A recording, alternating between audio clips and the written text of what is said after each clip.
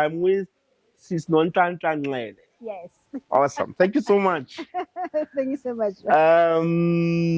So, welcome to my biggest Blunders. Thank you. Really, the idea of this platform is really to talk about things that people don't talk about. Yes. That the real things that we should actually be talking about, but we shy away for a number of reasons, whether it's embarrassing, it's not good for my image, because I'm trying to preserve this personal brand, and but we know that the real things are the ones that things are happening. Avoid, but before we get into that, just for for the sake of everybody, who's Sis Nonhlanhla, and what does she do, your background? So Nonhlanhla Nxele, so I'm a wife first, I'm a mother, an aunt, cousin, a sister. I run a company called, actually it's two entities, called Esteemed Financial Solutions and Esteemed Learning Academy. At the Esteemed Financial Solutions, which is the major one, that's where we help individuals, families, and businesses to achieve their financial goals by helping them have comprehensive financial planning. And we do that through giving them education, to educate them about this financial planning. We empower them by giving them tools, and then of course advise them based on their needs from that perspective, and actually to help them preserve the legacy. We spoke about legacy. That's why we do it. Why we're doing this thing. So it's not only from the entrepreneurship spaces, it's also just you as an individual. It's a professional. It's a professional thing, to preserve your legacy. So are you those should you die? Yes. I love that one. But before I get to should you die, it's always important to confirm that I'm a certified financial planner by profession, and I'm also a general tax practitioner as well. So I combine those professions together, and when I'm consulting with my clients. So yes, we do talk about should you die to a certain degree, and it's just only as actually a small portion of it when we're actually talking about financial planning, because the most important thing is our people do not consider financial planning. They don't do financial planning at all, besides the fact of should you die. And that's the only thing, that's the only component they think of. And when it comes to financial planning, there's different components. There is investment planning, and there is retirement planning, there is estate planning. And of course, the should you die falls within the risk or insurance planning. All those things come into together to make a plan. There's something called health planning as well. So it's important. So those factors come in when you're talking about your financial planning. But isn't it, and you'll correct me if I'm wrong, sure. right? Given the history of where we come from as Black people, yes, with little, wealth, so to speak. Yes. There's always this perception that I'll only start taking financial planning serious when I have money. Like, Kona manje, what am I planning for? What am I planning for? Is it the right approach? No. No, definitely not. And I always, especially when you're talking to the young professionals, I say the earlier the better. When you get to use to a certain behavior on how to manage your money at a very early age, it becomes a habit. And becomes a lifetime thing, So it's not about the money all the time, because sometimes you must have a plan to actually apply the money. So sometimes you also need the plan to be able to build this money, because now the basic things that people don't even do, and this is the word that people don't like to hear, the word of budget. It's part and parcel of the process. They don't even understand what is happening month to month. I'm talking about just today. I got a call from my a classmate actually from high school. Say, hey, in fact, E25 ingenile namhlanje ayikho. 25 like 2 days ago. 25 ingenile namhlanje ayikho. Today is the first. Yes, today is the first. Ayikho. So kwenzakaleni? So this is not even a function of education. Like, you can have an MBA and still be the same circle. Same circle. 100%. It happens all the time. So it's not. But what is it then? I mean, if PhDs struggle with money, what is it? Don't we understand the psychology of money? It's about the relationship that you have with money. It starts there. You know, what kind of a relationship do you have with money? What kind of a story can you tell me about money? And if I can tell you my story, it can go for days. But I know you said let's go. I mean, if I grew up without money, I can't have a relationship with something that I don't have, isn't it? Let me tell you how I grew up. And probably you will understand why I've got a good relationship with money. So my mother is a street vendor. When I say is, she still is a street vendor. And my dad was a chief interpreter. And when I say was, it's not that he's dead. He's very much alive. He's in retirement. Okay. At the court. At court, yes. So I'm very multilingual. Nice. If you talk to me, I can speak almost quite a lot of languages. So my mom taught us to be able to sell at a very young age. So never because keep. You know, keep. Yes. That's what we used to sell. House to house. So black people's popcorn. Black people's popcorn, the colorful ones. The colorful ones, yes. So we used to sell that house to house at a very young age. From there, she grew. She taught us how to take from that growth. She then expanded to selling at schools. From expanding from school, she then opened a spaza shop. From a spaza shop, she then before she did the spaza shop, she then also had a space at the taxi rank. At a taxi rank, they gave her a space so small that she couldn't put two or three boxes. But now she's got a long stand because it has grown, and to a point whereby she then expanded to a spaza shop. And that is how we were taught on how to manage money. And every single, I'm out of the 4 children that she has, I'm the Minister of Finance till today. I'm still the Minister of Finance because I was the person that she could say, here's the 10 rand. What are we going to do with this 10 rand? How are we going to multiply this 10 rand? And we'll have those conversations at a very young age. She believed in me that I'm that kind of a child. And until today, that is one of the things that my siblings really enjoy. They know that this is what we can get from this person. No, I like the how can we multiply this? Yes. So, I mean, in one of my classes, I joke about this with my students to say, we can teach you budgeting. Yes. You know, we can teach you budgeting and you'll have a budget there and it makes sense. And Konamanj, right now, in fact, all of us here, right now, if there's an SMS that's going to get into our phone right now, and it says 50 million into our most people are going to leave here. They're going to leave.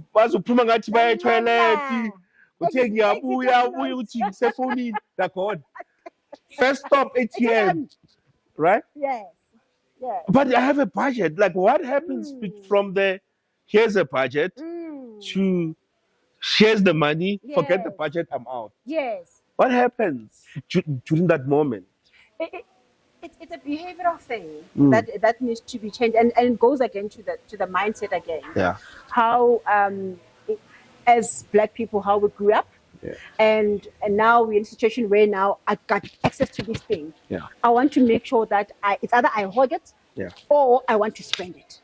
Because now and that's why I end up this I blew it kind of stories because of where we are coming from. But we spoke about the practicality of if now I have this budget, what do I do? So the practicality comes in to say, beginning of the month, you write what you are budgeting for. What you don't do is now you don't do a recon month end. So now if you do a recon to say, from what I budgeted to what I've spent, what is the difference? So that you can be able to, so from if I can give you my tool to say, do this budget for me, I'm able to pick up your behavior from that tool. Because I can tell, money spender. Let me fix this problem. And how do you fix this problem? It's having conversations. Of course, sometimes some people you need to train them to be disciplined by saying, let's take certain amount and plug it here. Let's take a certain amount and plug it there. Therefore, we can make sure that you have these practical things every single time. So, So, back to your story. So, I mean, when Angati, you don't have issues with money. I do. Okay. Let's get into that. I do. I mean, what challenges have you had where you were like, yo, on second thought, I actually didn't need it. But because yeah. but retail therapy. Yes. And why you clean it up? Yeah.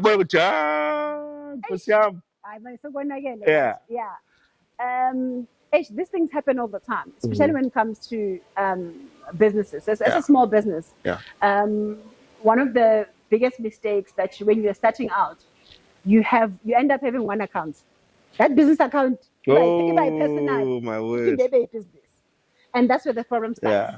Yeah, but we are fine. I mean, if it's two accounts, it's still me. It's my money. No, it's not. No, there's business money and there's personal money, and that's one of the things that personally I did as a mistake at the beginning to say, "Zonke bonke bula," you know.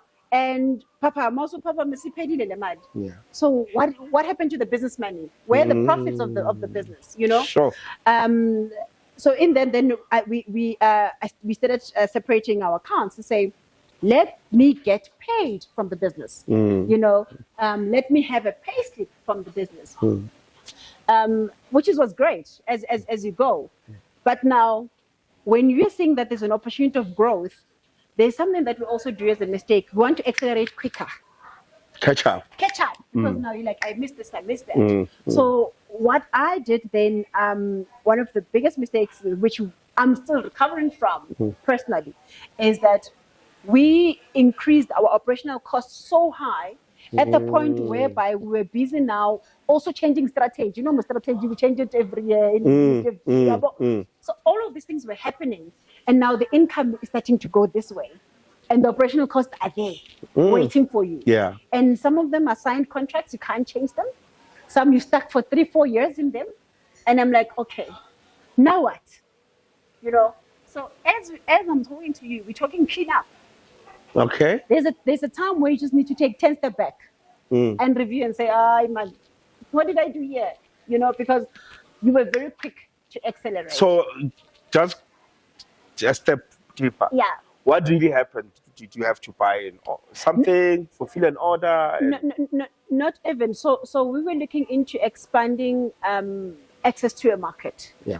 And having to have access to the market, especially when you have the training business. As you know, you need to have a bigger training space. Yes. Capacity. Capacity and all of that.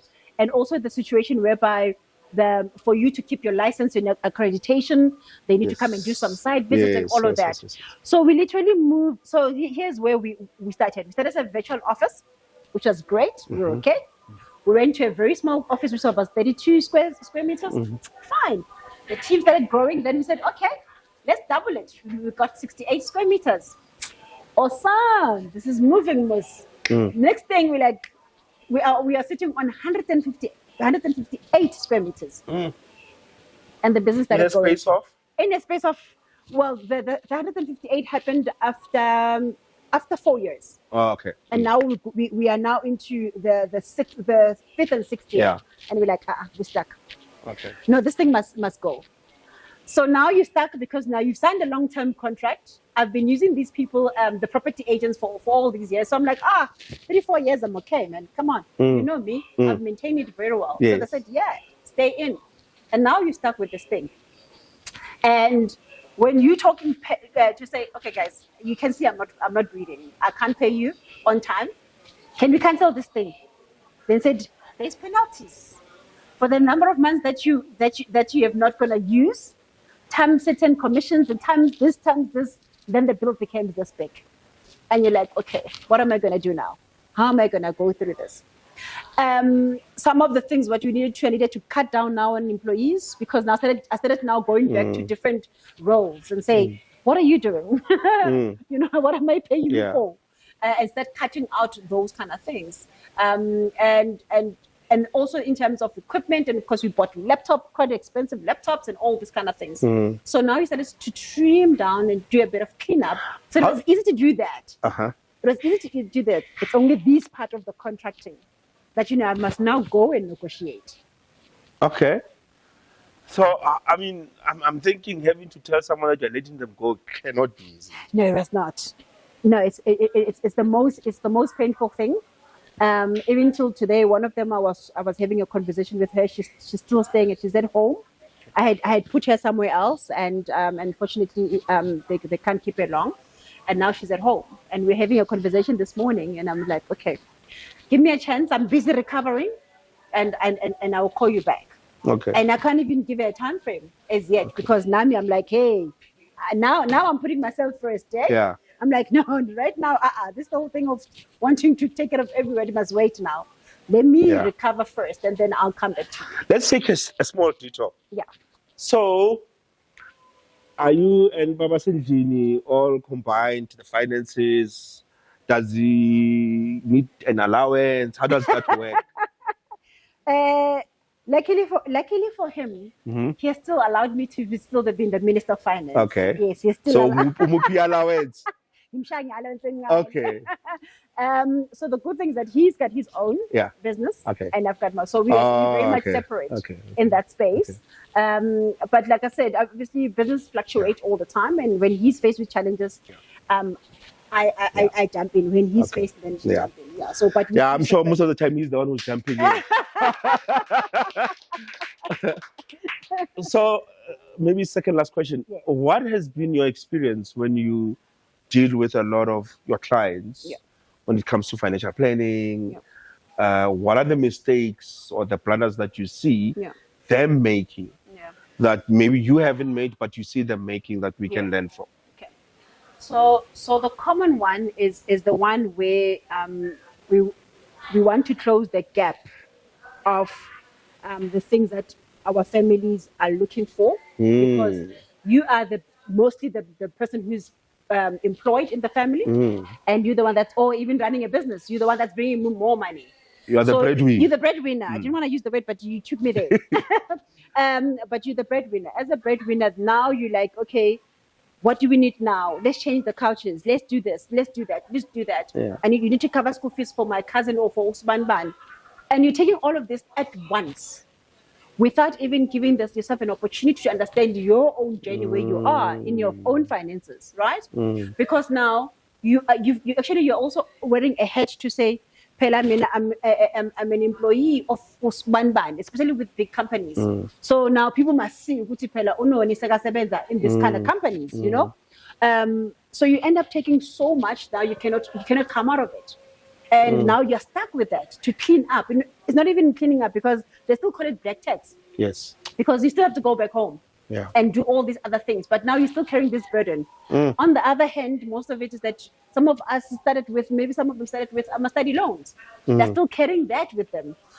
So you end up finding an opportunity. Even if you say you're putting a budget in place, it's not easy for me to say, put away 1,000 rand, because I'd rather take you 1,000 and go clean up your debt.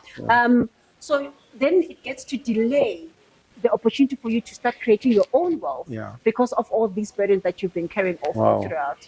Yeah. Sure. That's a heavy one. That's a topic by itself. It is. It is. Sure. Yes. Okay. In closing, I mean, what would you, looking at your journey, your career, you know, from when you were selling keep to where you are now helping other people to build their wealth, what would you say has been some of the lessons that, you know, if you were to impart on your kids, you know? Firstly, is to be patient with self. Be patient with your journey. Know your vision and know your why. If you always remember your why, even when things are bad and you can't wake up, because why there are times, why am I doing this? Because there are times where you like, not because I'll vote, So you remember your why. So I say be patient with self, remember your vision and your why, and so that you can be able to soldier on. And because you, as an entrepreneur as well as an individual, you need to have resilience. So no matter how difficult it is, you still continue no matter what. So Thank you so much. This is not the end. This is a topic that needs more time. But thank you so much, Sister Nonhlanhla. Can we give her a round of applause, please? Thank you.